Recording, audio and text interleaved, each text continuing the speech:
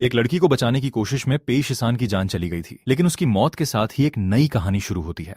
जब उसे होश आता है तो वो खुद को एक अजीब दुनिया में पाता है जहां कल्टीवेशन का युग वापस लौट चुका है। कहा जाता है कि जेंगवान के 19वें वर्ष में शुआनजांग अपनी यात्रा से लौटे और महायाना सूत्रस लेकर आए। इसके बाद 9 प्रोविंसेस की स्पिरिचुअल वेन्स फिर से जाग उठी। एक भयंकर बाढ़ के बाद धर्मा का अंत समाप्त हुआ और दुनिया एक नए कल्टीवेशन युग में प्रवेश कर गई। एम्परर टाइजोंग ने जिंगे टेम्पल की स्थापना की, जिसका काम पूरे देश से कल्टीवेटर्स को इकट्ठा करना और डीमंस को खत्म करना था। अब 45 साल बीत चुके थे। वू जेटियन ने सिंहासन संभालकर टैंग डायनेस्टी को जो डायनेस्टी में बदल दिया और राजधानी लुयांग बना दी। जिंगे टेम्पल अब ग्रेट जो की सबसे बड़ी डीमन सप्रेशन एजेंसी बन चुकी थी। पेश ईसान इसी जिंगे टेम्पल का एक साधारण नाइट गार्ड था। उसके साथ ट्रेनी नाइट गार्ड लू जाओ थी, जिसे अभी 7 दिन पहले ही नियुक्त किया गया था। लेकिन वू जेटियन के कोरोनेशन सेरेमोनी के दौरान अचानक एक लाल स्केल्ड पाइथन डीमन ने शाही कैरेज पर हमला कर दिया। लू जाओ को बचाने के लिए पेश ईसान ने अपनी जान दांव पर लगा दी। पाइथन की पूंछ के वार से उसका आर्मर टूट गया, उसके शरीर में वेनम फैल गया और वो वहीं मर गया। उसी समय लू जाओ ने उसे फिर से जीवित देखा, लेकिन पेश ईसान के पास ज्यादा समय नहीं था।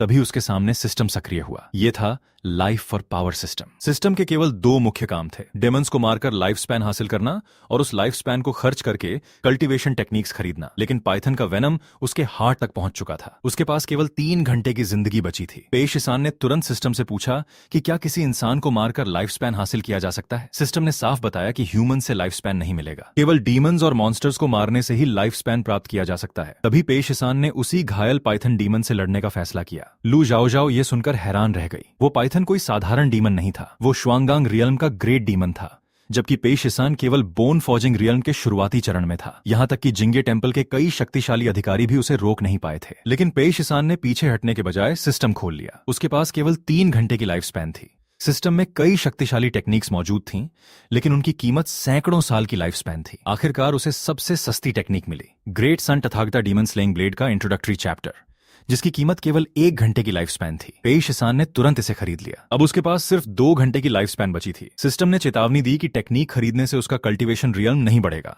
वो अभी भी शुरुआती बोन फॉर्जिंग रियल्म में था। उसकी वर्तमान फिजिकल कंडीशन को देखते हुए वो इस ब्लेड टेक्निक को पूरी ताकत से केवल एक बार इस्तेमाल कर सकता था, लेकिन एक वार ही काफी था। पाइथन के शरीर पर पहले से बने घाव में उसका वाइटल स्पॉट दिखाई दे रहा था और उसके ठीक पीछे डीमन कोर मौजूद था। उसी समय एम्प्रेस वू जेटियन भी खतरे में थी। बाकी लोग पीछे हटने की बात कर रहे थे, लेकिन पेश ईसान ने उस एक मौके को पकड़ लिया। उसने great sun Tathagata demon slaying blade का इस्तेमाल किया और पाइथन डीमन को खत्म कर दिया। एक साधारण बोन फॉर्जिंग नाइट गार्ड ने शुआंगांग रियल्म के रेड स्केल्ड पाइथन डीमन को मार गिराया था। सिस्टम ने तुरंत घोषणा की कि पेश ईसान ने मिड स्टेज शुआंगांग रेड स्केल्ड पाइथन को मारकर उसकी बची हुई 12 साल की लाइफ स्पैन हासिल कर ली है। इस कारनामे ने वहां मौजूद सभी लोगों को चौंका दिया। दर्जनों जिंगे टेम्पल मास्टर्स जिस वार को नहीं कर पाए थे, वही वार एक साधारण नाइट गार्ड ने कर दिखाया था। वू जेटियन ने आदेश दिया कि उस नाइट गार्ड को ढूंढकर उसके सामने लाया जाए, क्योंकि वह उसे खुद रिवॉर्ड देना चाहती थी। लेकिन पेश ईसान के लिए यह सिर्फ शुरुआत थी। उसने सिस्टम से पूछा कि पाइथन मरने से पहले 10 किंग्स ऑफ हेल का नाम क्यों ले रहा था। सिस्टम ने बताया कि 10 किंग्स ऑफ हेल वास्तव में 10 प्राचीन डीमन लॉर्ड्स थे, जिन्हें जेंगवान के शुरुआती दौर में 10 एंशिएंट हॉल्स के भीतर सील किया गया था। हर डीमन लॉर्ड के पास विशाल डीमन आर्मी थी और उनकी लाइफ स्पैन कम से कम 1000 साल थी। अभी मारा गया पाइथन भी फर्स्ट हॉल द्वारा राजधानी भेजा गया। केवल एक डीमन जनरल था। ये सुनते ही पेश ईसान ने फैसला किया कि उसे और डीमंस को मारना होगा। लू जाओ को विश्वास ही नहीं हुआ, क्योंकि उसका मास्टर पहले बेहद आलसी था। पेट्रोल के दौरान भी वो काम से बचता था और मुश्किल काम अक्सर उसी से करवाता था। लेकिन अब वही पेश ईसान सबसे पहले डीमन केस की तलाश में निकल पड़ा। जल्द ही उन्हें एक अर्जेंट रिपोर्ट मिली। एक टाइगर डीमन साउथ मार्केट में घुस चुका था और 1 दर्जन से ज्यादा लोगों को घायल कर चुका था। डिमोनिक ऑरा से पता चला कि उसके पास लगभग 300 साल की लाइफ स्पैन बाकी थी। पेश ईसान तुरंत वहां पहुंचा। टाइगर डीमन एक युवक को हॉस्टेज बनाए हुए था और बदले में गोल्ड, सिल्वर, मैंशंस और दूसरी चीजें मांग रहा था। पता चला कि हॉस्टेज जेंग यू था, जो शंगवान वानर का कजन था और अपने संबंधों के कारण डिवाइन कैपिटल में अक्सर मुसीबत खड़ी करता था। लेकिन वहां मौजूद जिंगे टेम्पल अधिकारी डीमन से निपटने के बजाय एक बूढ़े आदमी को गिरफ्तार करने में लगे थे, क्योंकि उसने वू जेटियन के शासन को लेकर डिवाइन रेट्रिब्यूशन की बात कर दी थी। तभी पेश ईसान ने सामने आकर उन्हें रोक दिया। उसने साफ कहा कि जिंगे टेम्पल का काम डीमंस को मारना है, सिविलियंस को डराना नहीं। ट्रीजन की जांच करना सेंसोरेट और मिनिस्ट्री ऑफ जस्टिस का काम है। लेकिन तभी स्थिति और खतरनाक हो गई। एक और डीमन सामने आया। यह अकेला टाइगर डीमन नहीं था, उसके आसपास एक ब्लड वुल्फ डीमन भी मौजूद था। सिस्टम ने तुरंत चेतावनी दी कि यह late stage opening pulse realm का ब्लड वुल्फ डीमन है और उसके पास कम से कम 100 साल की लाइफ स्पैन बाकी है। बाकी जिंगे एनवॉयस पीछे हटने लगे, लेकिन पेश ईसान आगे बढ़ गया। उसने फिर से डेनिची न्यूराइट डीमन स्लेइंग ब्लेड का इस्तेमाल किया और एक ही वार में ब्लड वुल्फ डीमन को मार गिराया। सिस्टम ने घोषणा की कि उसने late stage meridian opening realm blood wolf demon को मारकर उसकी 1-2-6 साल की लाइफ स्पैन हासिल कर ली है।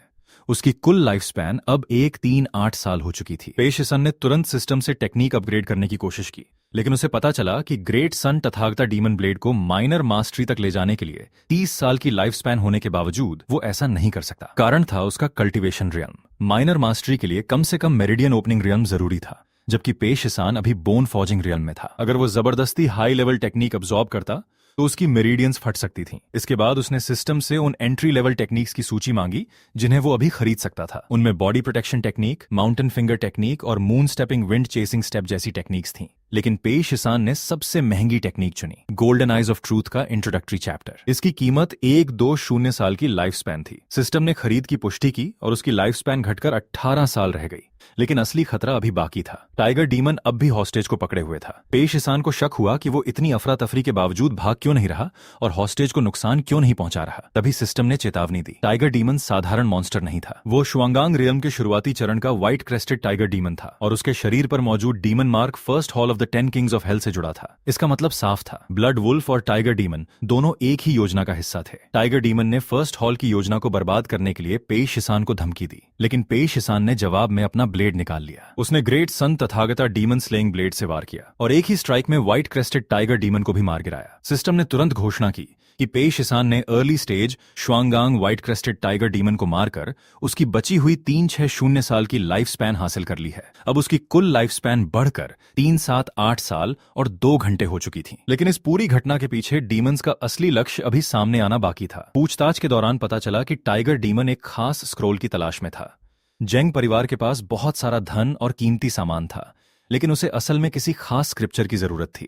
तभी बात सामने आई, heavenly golden scroll of the great cloud Sutra. ये वही गोल्डन स्क्रॉल था जिसे ग्रेट क्लाउड धर्मा असेंबली में मुख्य स्क्रिप्चर के रूप में स्थापित किया जाना था। वुजेटियन के सिंहासन पर बैठने से पहले लोयांग के हाई मंक्स ने ग्रेट क्लाउड सूत्रा प्रस्तुत किया था। उस स्क्रिप्चर में लिखा था कि एक महिला हेवन के मैंडेट से दुनिया पर शासन करेगी और वो मैट्रिया की रीइंकार्नेशन होगी। और उसी रात वुजेटियन वांगशियांग डिवाइन पैलेस में ग्रेट क्लाउड धर्मा असेंबली की अध्यक्षता करने वाली थी। इस सेरेमोनी में ऑफिशियल्स, मंक्स, फॉरेन एनवॉयज और शेंदू के कल्टीवेटर्स शामिल होने वाले थे। गोल्डन स्क्रोल को गोल्ड पाउडर से लिखा गया था और उसे इसी असेंबली में एनश्राइन किया जाना था। सबसे महत्वपूर्ण बात यह थी कि कल्टीवेटर्स उस स्क्रिप्चर को सुनकर ताओ में इंसाइट हासिल कर सकते थे। प्रतिभाशाली कल्टीवेटर्स तो सेरेमोनी के दौरान ही ब्रेक थ्रू तक प्राप्त कर सकते थे। अब फर्स्ट हॉल का उद्देश्य स्पष्ट हो चुका था। वे गोल्डन स्क्रोल को हासिल करना चाहते थे और ग्रेट क्लाउड सेरेमोनी को रोकना चाहते थे। दिन में उन्होंने कॉरोनेशन सेरेमोनी पर हमला किया था और अब रात में उनका अगला निशाना था ग्रेट क्लाउड धर्मा असेंबली। वांगशियांग पैलेस में सुरक्षा के लिए जिंगे टेम्पल के 24 जिंगे एनवॉयज 8 गेट्स पर तैनात किए जाने वाले थे,